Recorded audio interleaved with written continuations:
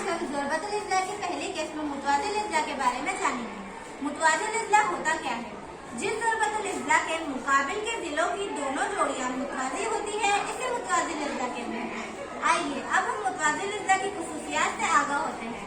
मुतवाज़िल इज़्ला की तारीफ की बिना पर इसकी पहली खुसूसियत यह है कि मुतवाज़िल इज़्ला के मुकाबिल के ज़िले मुतवाज़ी और मुतमासिल होते हैं।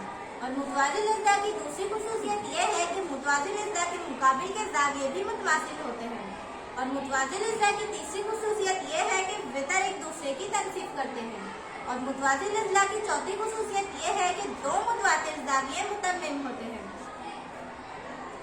जैसा कि मेरी साथी ने अभी आपको इसकी खुसूसियत बताई, आइए अब हम इसे रियाजी सूरत में साबित करें। तो आप मुझे बताइए मैं कौन सा मुतवाज़िल इज़्ला साबित करूं?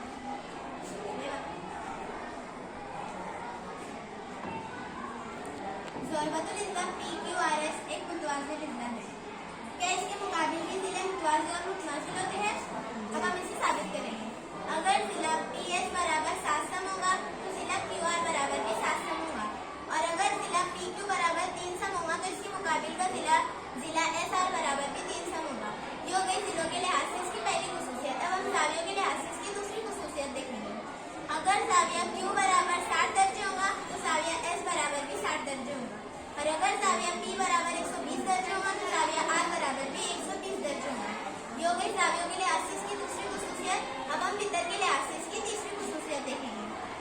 क्या नुक्ता B मुतवाज़िल इज़्ला PQRS का वस्ती नुक्ता है? अब हम इसे देखेंगे।